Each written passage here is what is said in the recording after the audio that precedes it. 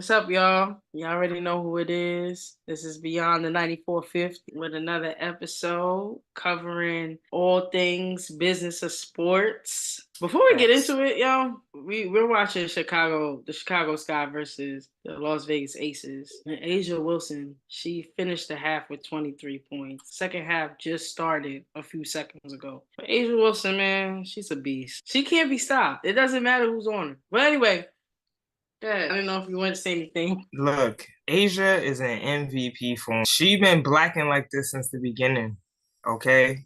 And she's been consistent. So I don't know. She's in the lead-in for MVP for me. I'll just say that. Okay. And make sure, again, y'all go and vote for the WNBA All-Stars. All-Star voting is open.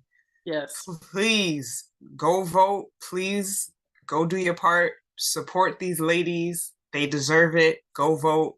Go pick your favorites. Get them on stage. With that being said, how was your day today? Shout out to all the homeschooling parents, because that's a hard task. Okay. So, that you got two of them things. And when I say two of them things, y'all, I mean two kids. Because two kids. Right. We are two in. Okay. So yeah, had a pretty good day today. Homeschool, reading as we always do, articles. So I'm happy to be here, happy to report back to you all. And let's get into it. But before we get into it, we got to talk about SeatGeek. So we got some exciting news. Keeping it 94.50, code name WBB, is now sponsored by SeatGeek. SeatGeek is the best way to buy tickets for concerts, sports, and more. Their app makes it easy to find the best seats at the best prices. And because you've teamed up with SeatGeek, you can get $20 off your first purchase. Just use our promo code, the 9450, the 9450. That's right, the 9450. Use it at checkout and save $20 on your first ticket purchase, whether you're heading to a WNBA game, a concert, or any event. SeatGeek has got you covered. Again, download the SeatGeek app, find your event, and use the code the9450 for $20 off. Thanks for supporting the show, and happy ticket hunting on SeatGeek. All right, so we're definitely going to continue our conversation from last week. And again, shouts to Amanda. We covered the Chicago Sky last week and their ownership group and just their history, the history of women's basketball, how ownership came to play, just giving a lot of background. This week, we're going to be talking about the Las Vegas Aces. But before we get into that, we felt it was necessary to talk about just high-level business of sports news that happened this week or for the week. If you don't know, the Minnesota Lynx beat the Liberty to win the Commissioner's Cup this week. The Lynx beat the Liberty 94-89. I mean, Brittany said Minnesota was going to win. I think this win put a lot of people on notice when it came to Minnesota. I'm not going to front. Like, the Liberty, they were doing a great job, I believe, in the first half. They just couldn't make it. They couldn't pull through. Yeah, I don't think the Liberty had enough steam at the end. And they were just making a lot of turnovers at the end. So Minnesota is effectively a well-seasoned team, if you want to say. Carlton is playing out of her mind. Smith playing extraordinary right now. We've seen the defensive job she did on during the Commissioner's Cup. JJ was basically non-existent. Where to be found. I was like, this is crazy. And for me, I think that comes down to the Liberty having to be more intentional of getting JJ touches throughout the game, because if she's not getting touches, and I think this is for every big, you get uninterested, right? Like, you're running up and down the floor, grabbing boards, doing the dirty work. And Chanteé has constantly reminded us, bumping down low is a hard feat. Okay, it's exhausting. So they got to get her the ball moving forward so that she can get more touches and she can be more effective. For goodness sakes, she was the Commissioner Cup MVP last year. Okay, it would have been nice to see the Liberty get back-to-back Commissioner Cup titles, but the Minnesota Lynx, they just look like a well-oiled machine. And saying that, and then, like, today, I'm going to just say it, they lost to the Dallas Wings, okay? Minnesota, y'all got too hype off that Commissioner Cup check, all right? And came in, and Enrique Agumbawale said, no, no. Odyssey Sims said, no, no. They broke that winning streak today. And it was an exciting game at 1 o'clock today. Today was camp day, kids camp day. So my husband asked me, why are they playing a game so early? And that question was me last year. Try to figure it out, like, why would they do such a thing? But as we learn and grow with the league, it's for camp day. They designate a couple of games for camps to come and watch the women play. So if you didn't know, now you know. But Lynx, they got the bag, and then they floundered the loss the next day. Okay. A little crazy, but yeah, piggybacking on what Brittany said about getting to the bag. So if you didn't know, the Minnesota Lynx, each player brought home about $30K. I mean, those are for the individuals who are always talking about how much these women are making or lack thereof. This is extra revenue that they get to put in their pockets. They each get to bring home $30,000. And the tournament's total winnings, like I think for the team, is $500K. That's a pretty penny. Show me the money. Yeah, the incentive is there. So of course, like you said, if I was the Liberty, I would have wanted to win again, not only for the title, but for the brand. So if you didn't know, now you know. Again, shouts to the Minnesota Lynx. We'll keep an eye on them for the rest of the season, although today's loss was a crazy one. Moving on, A'ja Wilson, she revealed her logo. I mean, I feel like it was revealed really at the end of last week. You know, a few months ago, we saw her starting to roll out her brand. Before that, it was the whole Nike, when she getting her shoe from Nike, whole debacle everywhere. Come to find out, this has been in the works. Well, allegedly, this has been in the works for months.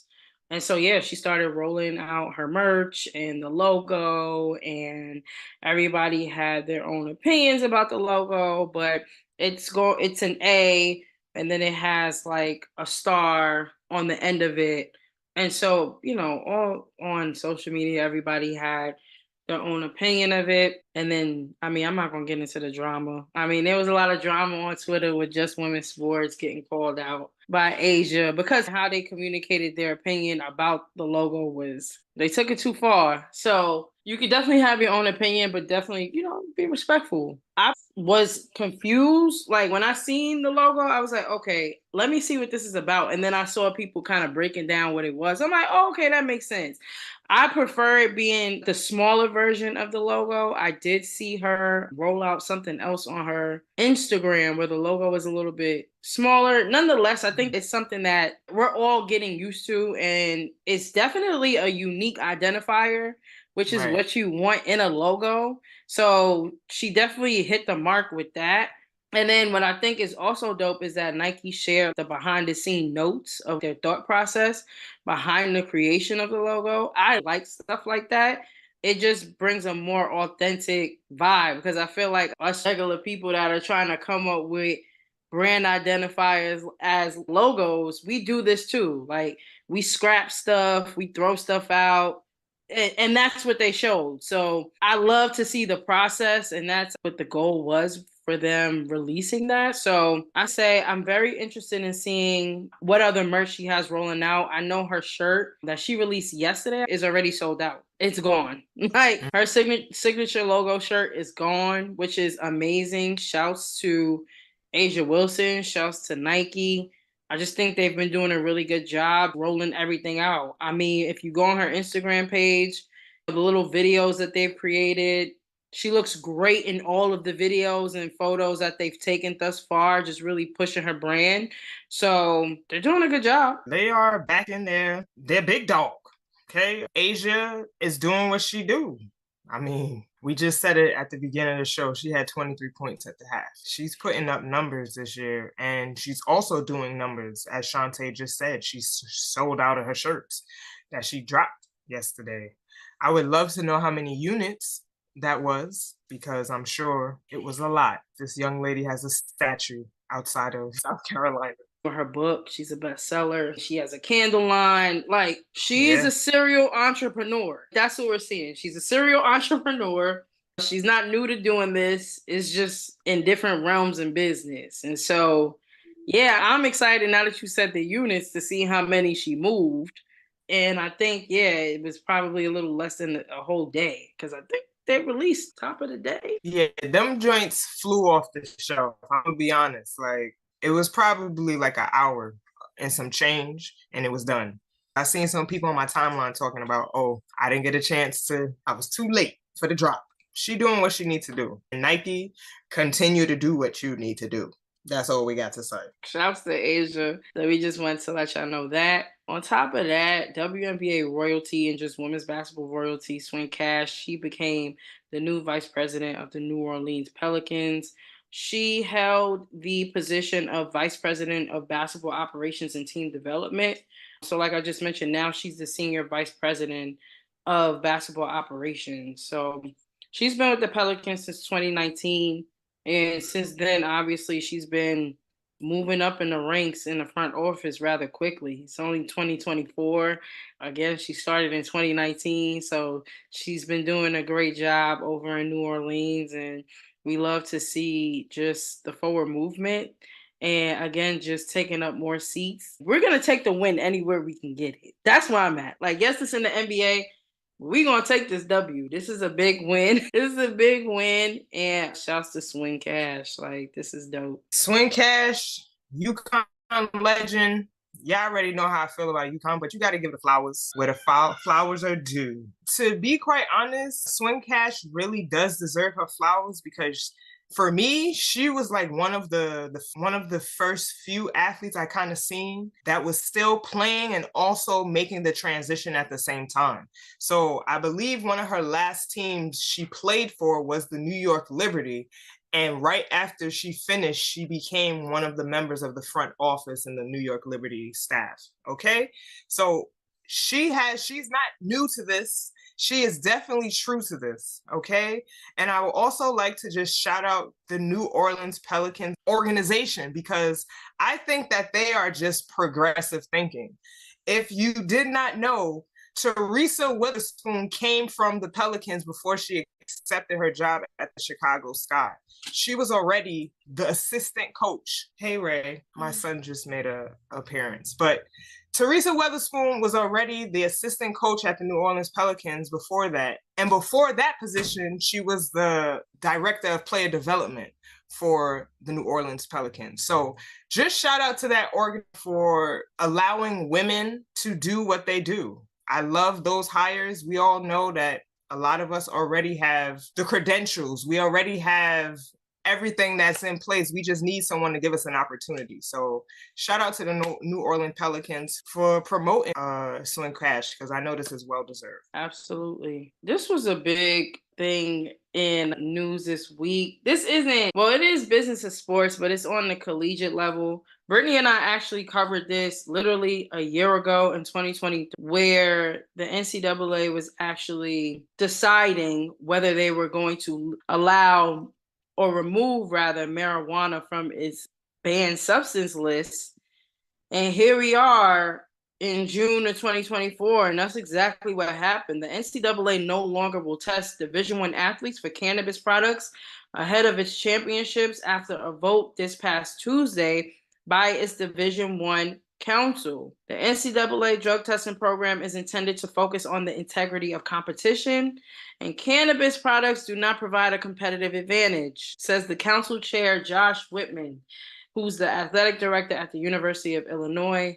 The council's focus is on policies centered on student-athlete health and well-being rather than punishment for cannabis use. I want to lead with that. I'm not a parent. Brittany's laughing, but I'm not. But I am a previous student-athlete. I remember getting drug tests during almost close. I think we were in playoffs. It may have been championship game. But nonetheless, I remember getting drug tested. I remember some athletes getting drug tested too that were actively smoking marijuana and having to clean their system. I am not a marijuana user. I'm not against people using marijuana. My personal opinion, and this is my personal opinion, is that it's very much in line with what I just read. I never felt like smoking marijuana was going to give you a competitive edge to anything. if anything, when I was in school, I'm like, oh, this may slow you down. Cause and again, I'm coming from a place that I'm not a marijuana user, but I never felt like it was gonna give anybody a competitive edge. I'm just glad we're in a space where they're not penalizing these student athletes. But it's interesting that now they're tying it in with mental health and the well-being of the athlete. This is not new. Those concerns shouldn't be new, but the language is, if that makes sense. So health and wellness, mental health, these are all like hotbed words, in 2024. And while I appreciate what the NCAA is doing, I also think they always like hop on a bandwagon of things and acting like they been knew this.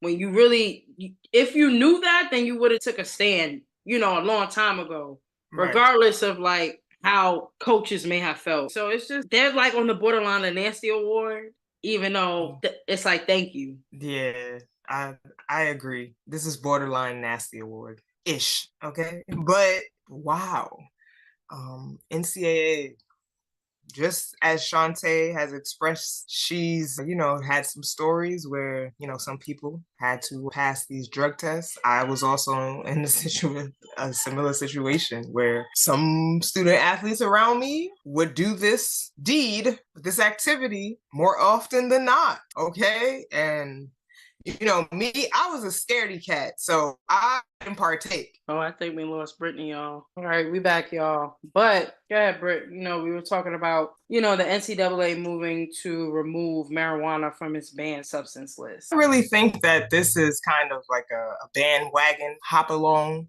thing. The NCAA obviously got the settlement going on.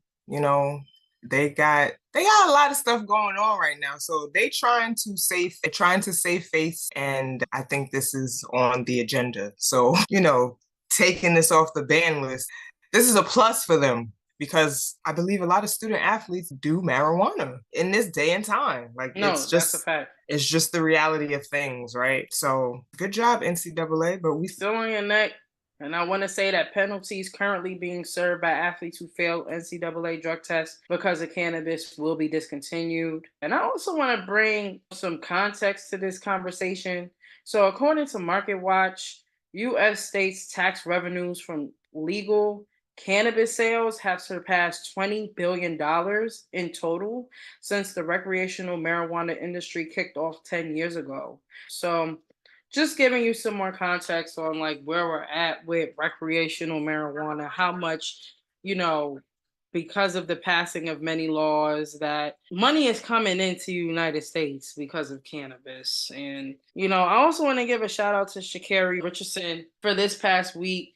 She's going to be headed to Paris. We all know that a few years ago, she couldn't go and compete because they found marijuana. She got drug tested and it was revealed that she be smoking weed. At the time, she lost her mom. I'm just glad things are looking up for her. She's able to go to Paris. But yeah, this is a big move by the NCAA to do this. So I will give shouts and recognition and praise to the NCAA a little bit. Moving on, this past Sunday, we had a matchup with the Indiana Fever and the Chicago Sky.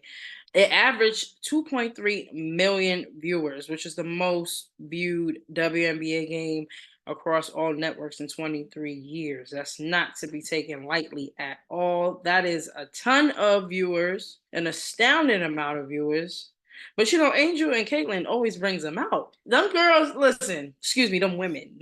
Facts. They gonna bring the viewers up and out, okay? And that's exactly what they did. They've been doing this since college. I mean, just to give you some more context, in 2024, we know it was the Iowa versus LSU rematch. And again, the game's average audience was 12.3 million. They ain't seen numbers like that. I mean, so every time these two women, go up against each other or teams go up against each other, the viewership numbers are up. So through 12 games, WNBA on ESPN has netted 1.23 million viewers, which is up plus 179% versus the 2023 full regular season average. ESPN has aired 4 of the top 5 WNBA games this season. Through 7 episodes, WNBA Countdown is averaging 532,000 viewers across ABC, ESPN, ESPN2, which is up plus 123% versus last year's average across the same networks. Listen, Kathy, you better use these numbers and this data to help negotiate a better TV deal. That's all I gotta say. It was a great game, nonetheless. It was a great game. Chicago won, pulled out the win. They won by 1. Angel went off that game and really carried. Okay, carried in that second half. Honestly, she was doing her thing throughout the entire game. It was a good game. It was an exciting game from start to finish. I don't know anybody who was not in the edge of their seat watching the game. It was that spectacular. This is gonna be for a long time. These two, a long time coming. They gonna be filling the seats. We going for a long time, and I'm happy that we're finally here because women's basketball has deserved this viewership for a long time, especially here in the United States. So I'm very happy to see that people are tuning in and watching. We need y'all to watch. We need y'all to go to games. We need y'all to buy merchandise. It is imperative for us to grow the game. We have to participate. So congratulations on the numbers. We're here. Keep doing what you have to do. Keep doing your part. I'm not going to take this light. Make sure y'all following us. The 9450, 21 titles on all social media platforms to continue to get updates and news. Make sure y'all supporting the independent platforms that are pushing and growing the game. This is important. This is how we do our part. Thank you for coming to my soliloquy. No, but you're right. Thank you, Brittany. But yeah, them numbers are astounding, amazing, and I'm loving it. I mean, it's going to continue to grow. Records will continue to be broken as far as viewership, and we'll keep reporting on it. So now we can talk a little bit about the Aces. So to give y'all background, again, shouts to Amanda. She tagged us in a tweet a few weeks ago asking us to break down the Chicago Sky's ownership group. And we did just that. We talked about the good, we talked about the bad, we talked about the ugly. And so we thought it would be a great idea to take, if not all of the 12 teams, including some of the teams that no longer, or franchises that are no more, and break down their ownership groups, a little bit of their history, and all the goods, the bads, and the uglies as well. We just think it's great to educate. I think now that the viewership is clearly up, education is important. And so that's what we're here to do. And so this week, we're going to be talking about the Aces. And Brittany, I didn't know if you wanted to share the chart, but shouts to Spartaco. They released the 2024 WNBA franchise valuations. As you can see, the Las Vegas Aces is ranked first. Their value is $1 million, which is amazing. So yeah, we also gave a brief explanation as to just WNBA ownership. The first 8 teams that were created in the WNBA was owned by their NBA counterparts. Around 2020, around 2001, I think 2002 is when more conversations started to be had about, having other owners come in that weren't necessarily their NBA counterparts. So you have other pro teams that are not basketball related that also own WNBA teams.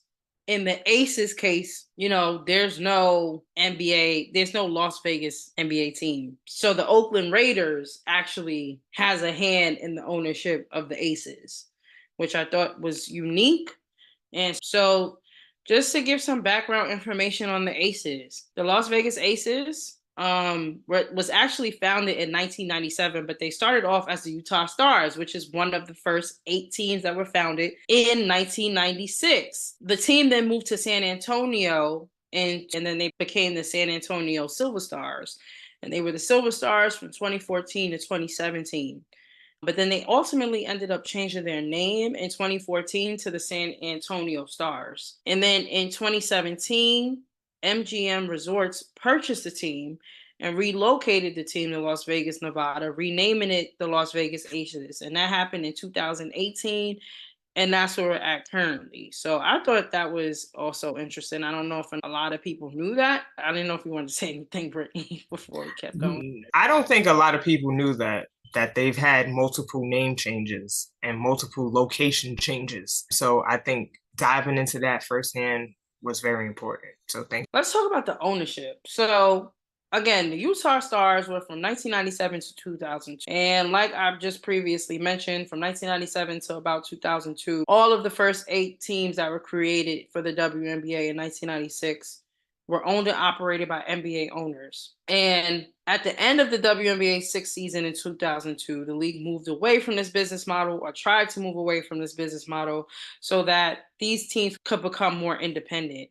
And so the Utah Jazz owner at the time was Larry Miller, who obviously was also the owner of the Stars at the time. But Larry Miller then sold the team in 2002 to the San Antonio Spurs owner, Peter Holt, who moved the team, like I mentioned, to San Antonio and then renamed them twice.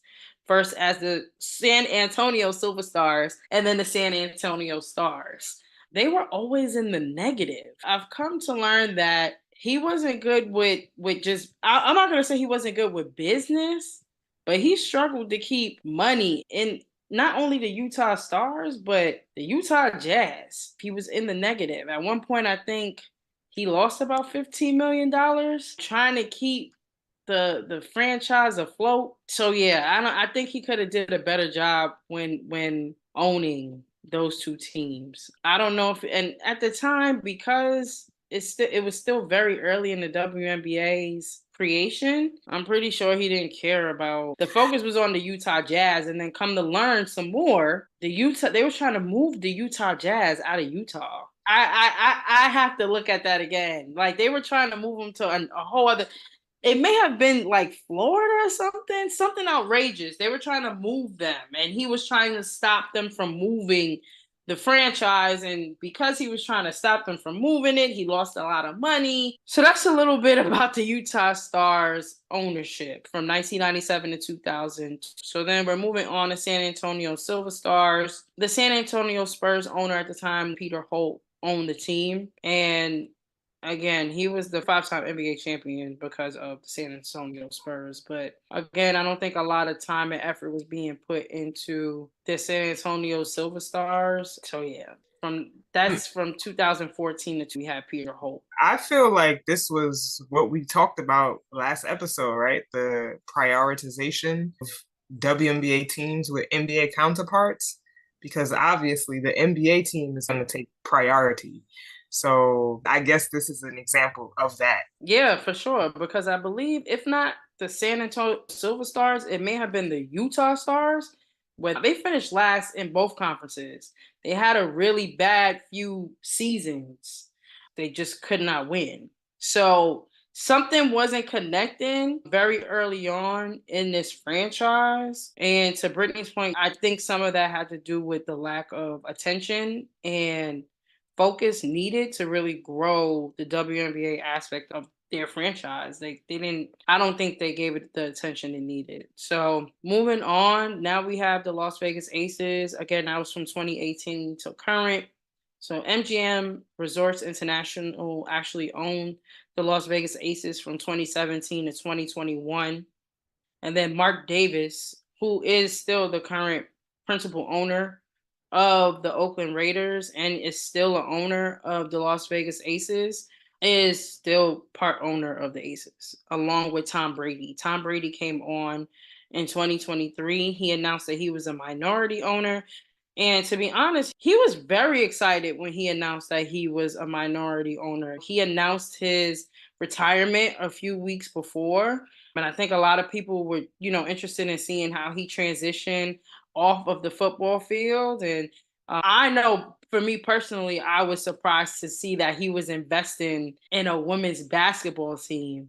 And again, he was very excited about investing and being a part of this organization.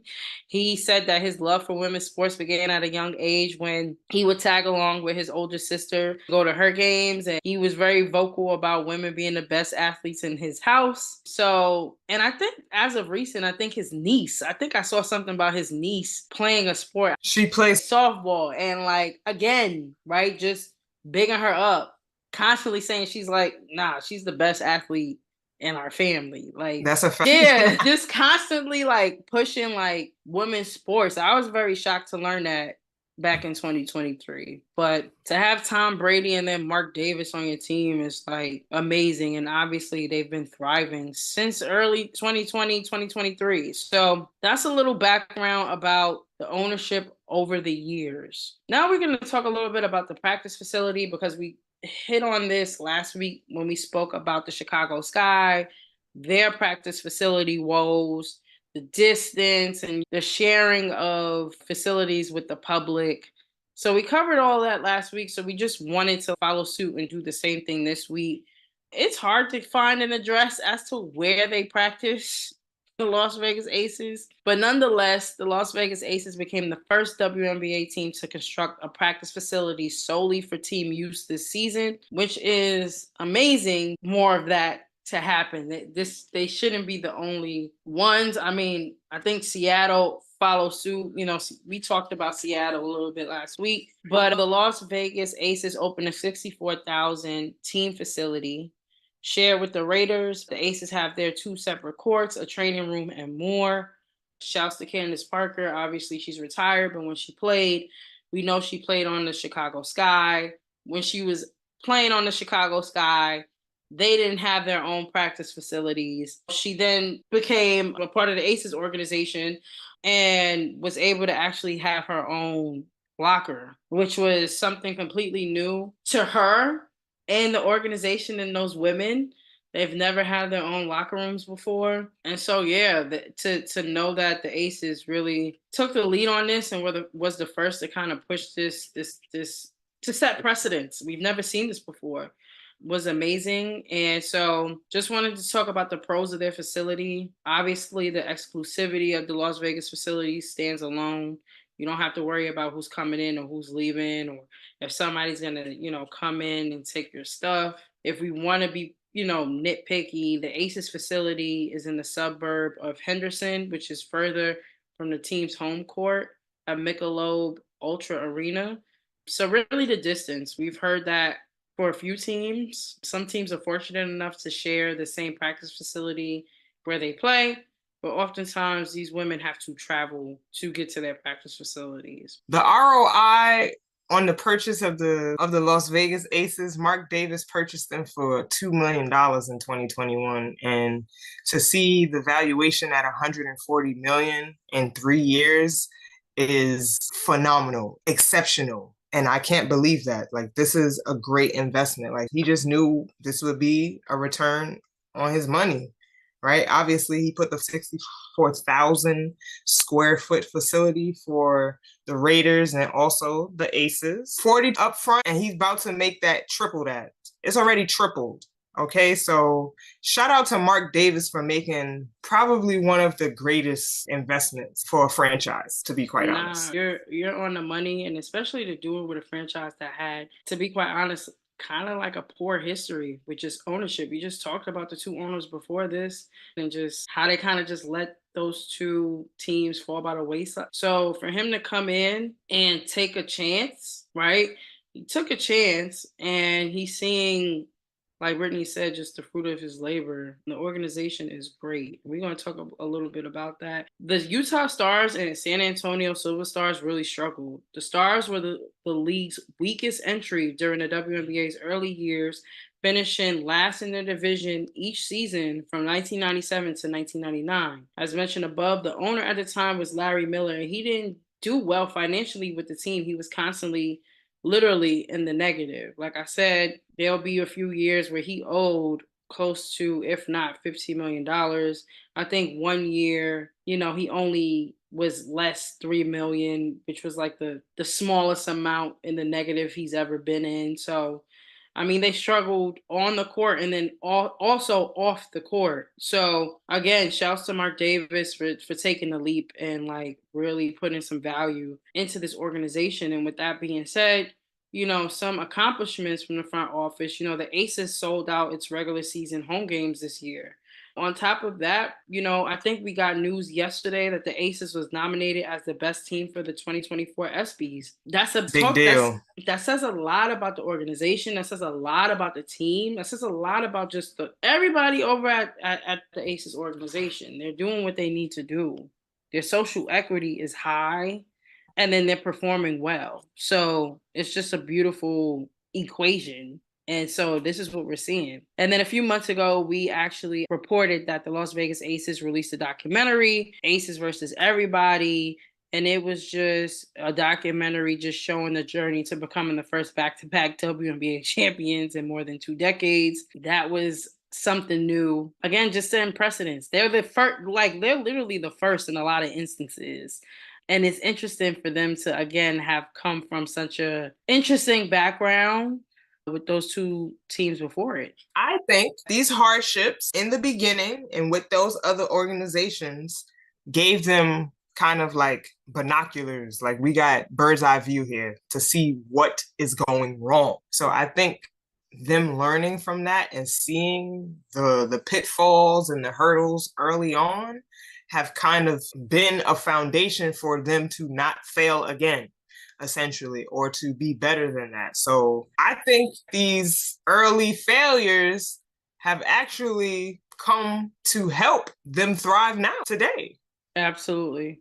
I agree. The Las Vegas Aces announced this year their multi-million-dollar partnership with Ally Bank. And again, that was a multi-million-dollar, multi-year deal ahead of this season. So that was a huge deal. I think we should talk a little bit about the Aces and the fact that these women are definitely tapped into the culture, and then not only the front office, but that's front office, like with marketing and branding. And we talked about their first home game and the Belly reference, the Belly movie, and how they connected that to the players. That was really dope to see. But the culture infiltrating the franchise, yeah, it's been undeniable. But I also think the people that they're putting in these places have everything to do with that. Like, I believe Nikki, before joining the Aces, she was a part of the LSU and UCLA women's basketball staffs. Like, so she's been immersed in women's basketball and culture. We already see that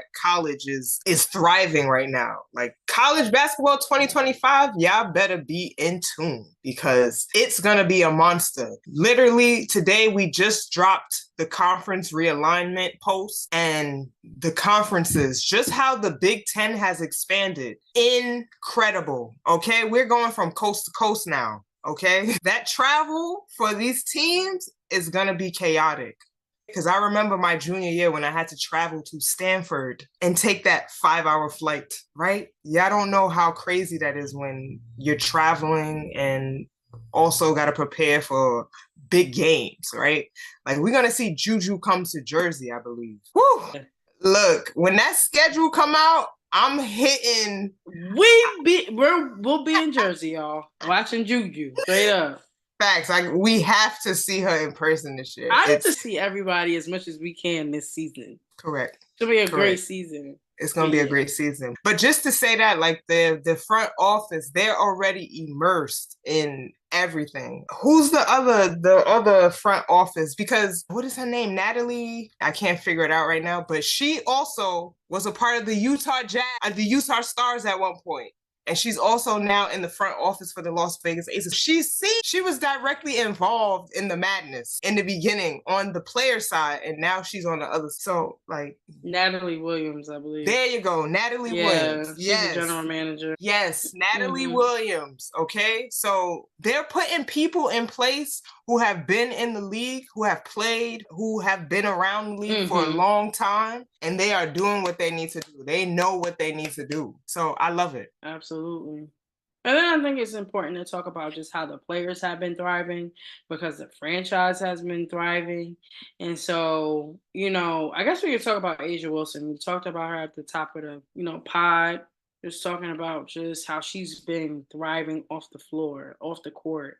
I mean, she's a bestseller, she's an author, and then she's a businesswoman. She has a candle line. She is about to release her sneaker with Nike. She has merch and she's in commercials. She has her hand in a little bit of everything right now. So she's been thriving, and she's a killer on the court.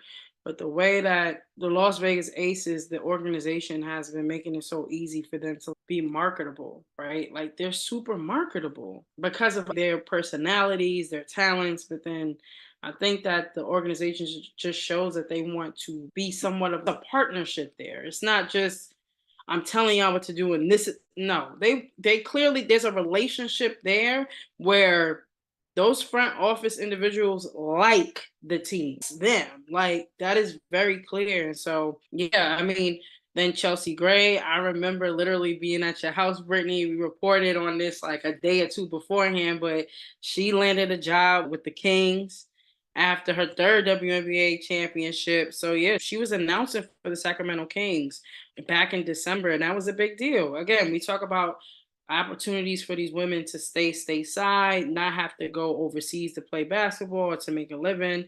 Chelsea Gray was able to land a job with the Sacramento Kings, and she did a great job. When we watched her, she did an amazing job. When we got Kelsey Plum, we talked about her cigar line again, and that all stemmed from them winning the championship, and then that infamous picture of her holding the cigar that made her marketable. That all stemmed from the Aces, like, them winning that championship. And then Alicia Clark didn't know she loves to cook. She loves to cook, and she's gonna have her own cooking show. And that's Brittany's bag, so I'll let her go off. I got to be a guest at some point, okay? I love when we see the athletes get into the kitchen. Man, it makes me so excited because, like, I share this love. I share it. I love y'all, okay? Like, even during the season when we reported that Elizabeth Kitley was doing the partnership with that organization and she was doing the cooking demos and stuff, like, I love to see that. Alicia Clark, please, at some point, you gotta invite 21 Titles. Come on. And the 9450 on the show. We would love to have you on the show. Absolutely. Talk about, she talks about her origin story on how she started cooking with her dad. And, her dad was on some, you about to go to college, you need to know how to cook. And that's how that sparked all of this. So we'd love to have, a conversation with her to learn more. But these opportunities, these women are very marketable. Again, this organization really supports and pushes their talents and their interests outside of the basketball court. And so because of that, they've been thriving off the floor. The front office and the players just have a beautiful synergy about them. And rarely do you see something like that. Usually sometimes there's like beef with the front office, coaches, the culture is not really, everybody's not on the same page, but we see that this organization, everybody's on the same page, and I just love to see it. Absolutely. So, yes, we talked about all the beautiful things. We're going to get into some of the not so beautiful things, but it's a part of growth, right? It's a part of growing as a franchise and then growing in the W, or the W growing. So, the Las Vegas Aces were under investigation because the Las Vegas Convention and Visitors Authority announced a few months ago that it was going to be providing $1,000 annual sponsorship to each Aces player for this current season and the 2025 season. The league spokesperson confirmed to ESPN a few months ago that there's an open investigation, again, looking into the deal with these players, and alleged extra benefits were part of a league investigation of the Aces last season. Again, I'm jumping in front of what we're going to be talking about, but, the whole, situation with De'Erica Hamby and, a lot of conversations or deals being handled underneath the table. So the Aces were already in hot water for some time. But yeah, the $100,000 annual sponsorships that Las Vegas, the city of Las Vegas, wanted to provide to these women, first of all, it was dope. We've never seen this done before. We've never seen a city not just talk it, but walk it. Like, I'm putting $100,000 in each of y'all pockets. And for some of the players on the team, that's more than the salary that they were making yearly or are making yearly. So we're going to keep you posted in regards to the investigation. But yeah, just wanted to highlight that that's a current issue that the Las Vegas Aces are facing. Hamby wrote on social media that the Aces had questioned her and berated her for her pregnancy before she was told that she was being traded to the Sparks. I just wanted to give a shout out to Hamby because she's been doing work since being traded to the Sparks. She's been killing. I mean, I saw Brittany come off mute. I voted for her for All-Star voting because she's having a heck of a start as well. And I don't know if she's even eligible to be in the most improved player like conversation because of her tenor already. Yeah, but she's having that type of season. Like she's carrying the LA Sparks for sure. Nonetheless, she did face some trials and tribulations over at the Aces organization. There was accusations that prompted the WNBA to launch an investigation, and that results in the loss of a draft pick for the Aces and a 2-game suspension for Becky Hammon. At the time, Hamby was saying that she was being bullied and manipulated and discriminated against because she was pregnant. I think this is still an ongoing investigation. I know Hamby has done a couple of interviews, and it seems like she is interested in eventually telling her side of the story and telling her story in general. So yeah, that's a whole other situation that happened with the Aces. And again, I think this is still happening now. It hasn't been settled. I just wanted to comment on one of the comments that they told Dearica Hamby, like she told them that she would be ready to play for the 2023 season after she would give birth to her son. And they basically told her they didn't see that she was taking her workout seriously. Yeah, no. And I'm glad you brought that up because I was about to let that they deserve the Nancy Award. If in fact this is true, because this is all alleged. Because they're doing, and I want to make clear it's alleged because we don't have any clear facts. But if that in fact was said, they deserve the biggest nasty award. That is outrageous. These women, first of all, these are women. They have they want to, some of us want to start families. Right. And the fact that you if in fact this is true, you were pressuring her and making sure that she was back right away, which is, and I don't even know if you want to talk about this, Brittany, as a mom, but like regular working moms, y'all don't even get enough time off to begin with, to like bond with y'all children. So I can only imagine how these athletes feel. Like, I gotta get right back to it, and you gotta be in tip-top shape. You gotta perform. Craziness. I have another level of respect for Dearica Hamby because growing a child is exhausting. It's exhausting. The energy depletion, the fatigue that you feel, exhausting. Okay? And for her to still push through and to be doing workouts while she's pregnant to stay in shape, Lord have mercy, okay? She's a true warrior because that is difficult. That is a difficult task, okay? And like Chanteé said, the maternity leave that working moms get 6 weeks is not enough. To be quite honest, to get back to yourself, it takes at least legitimately a year for you to get back. Like I'm literally just getting back to myself, and my daughter's about to be 1 in July. Okay. Like finally getting the baby weight off, finally in a headspace with myself, like a great space. It takes a while for you to get back and for you to feel like yourself, because now you're responsible for other people, right? You're no longer just responsible for yourself. So Aces, y'all get a nasty award if that is true. Just say, I'm gonna stick it to you.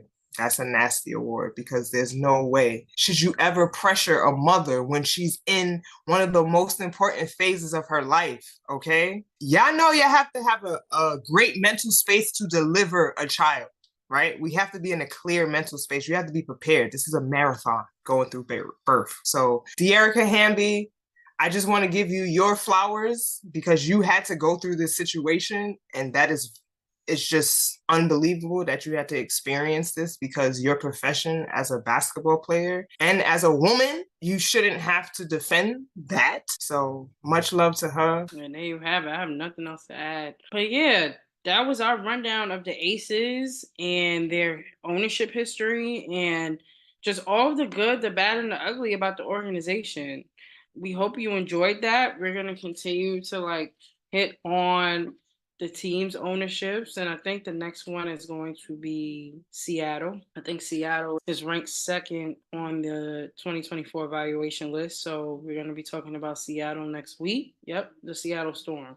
Their valuation is 135 million, so we'll be getting into that. They too have some nasty stuff over there too. Well, with Skylar Diggins, so I'm pretty sure we'll be talking about that. So along with the Seattle Storm, we'll be talking about the business of sports news from that week. But as always, if you have any suggestions, any feedback, any thoughts about anything that we shared today, hit us in the DMs, hit us on Twitter, hit the 9450. The 9450 also has its own email address, so you can send any questions, comments, concerns, thoughts, anything to the email. And I think that's the 9450@icloud.com. We'd love to hear from y'all. Love to hear what you think about what we're providing each week. But yeah, that's all we got. Follow the 9450 on all social media platforms. Follow 21 Titles on all social media platforms. But as always, I'm Chanteé. I'm Brittany. And this is Beyond the 9450.